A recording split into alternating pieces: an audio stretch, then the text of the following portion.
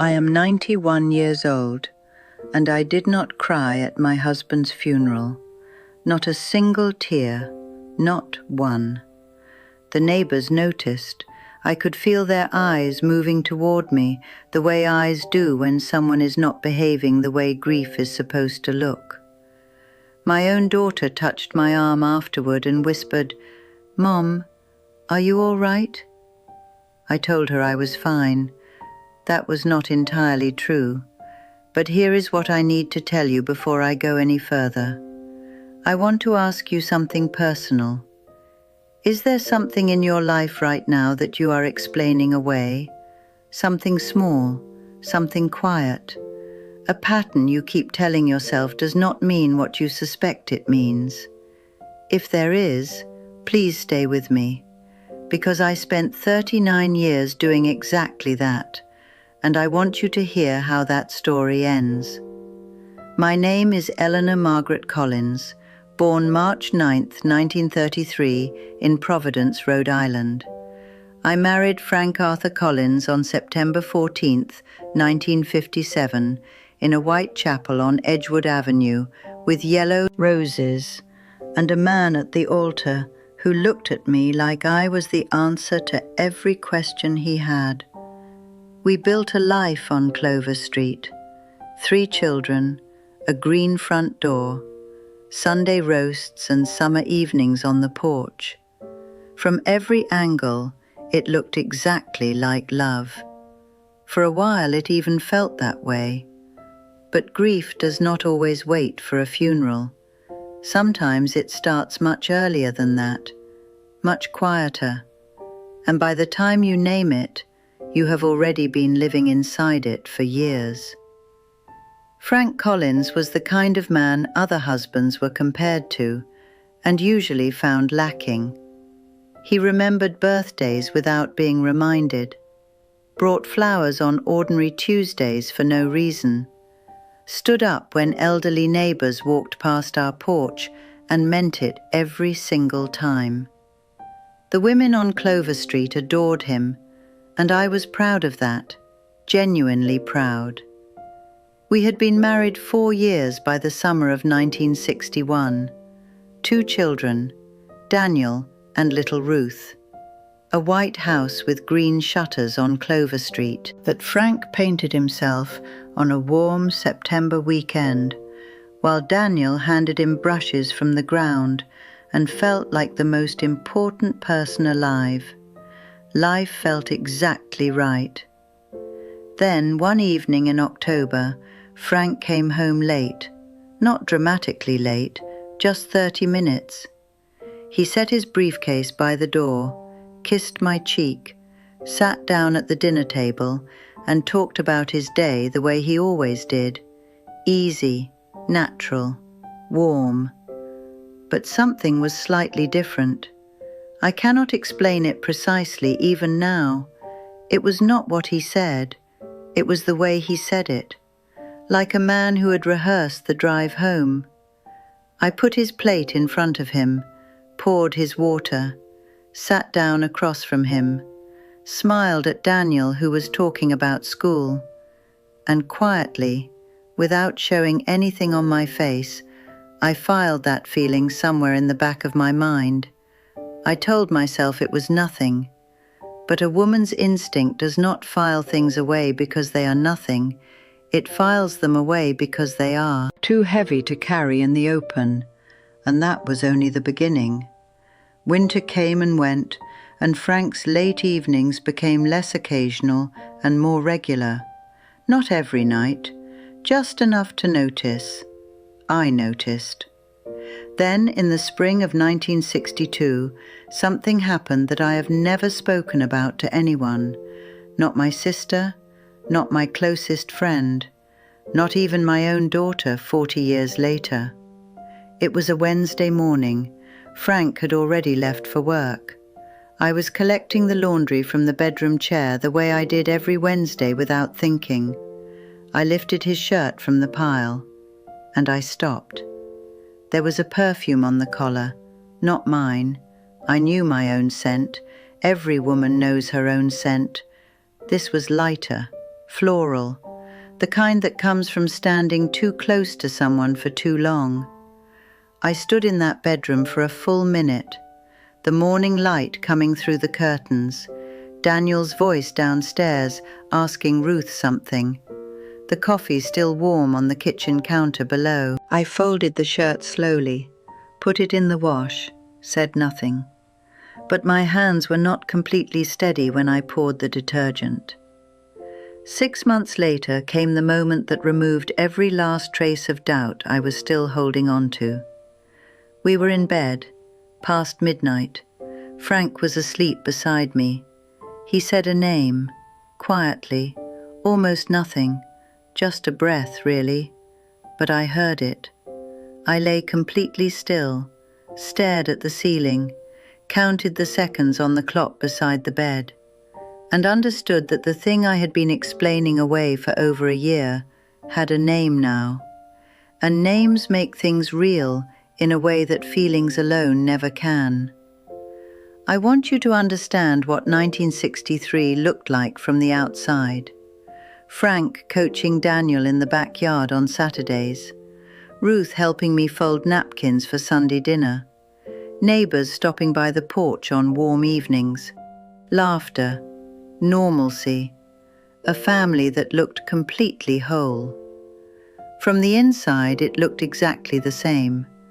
That was the hardest part. Nothing dramatic happened, no screaming, no broken plates, no ultimatums delivered across a kitchen table at midnight. Just me, carrying something invisible. Every single morning, I woke up beside him. I made a decision sometime in the early spring of 1963, not out loud, not even fully consciously, just a quiet internal settlement, the way you settle a debt you know you will be paying for a very long time. I chose my children over my own grief. Daniel was 7, Ruth was 5. I thought about what their faces would look like the morning after I burned everything down, and I could not do it.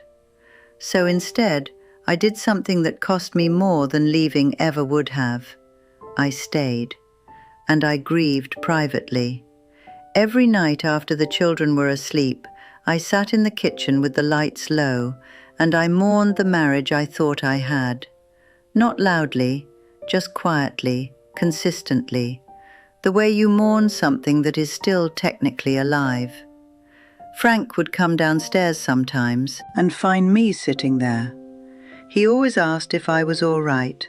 I always said yes. And the most devastating part of all of this, I think part of him believed me. Because believing me was easier than facing what my silence actually meant. The years moved the way years do when you have decided to endure something, slowly, and then all at once. Daniel started high school in 1968.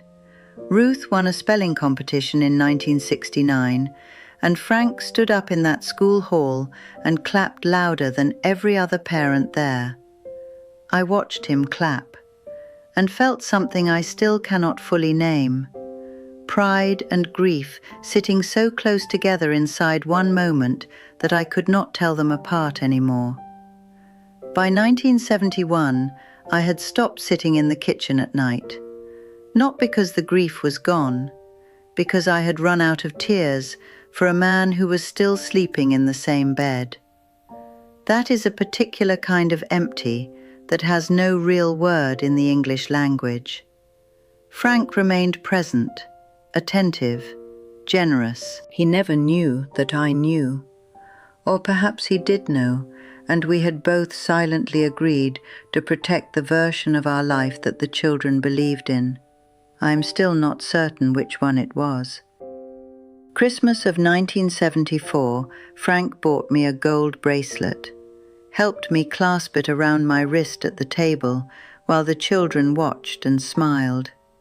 I smiled too, and in that exact moment I realized I had become so good at performing happiness that I could no longer locate the line between what was real and what was not.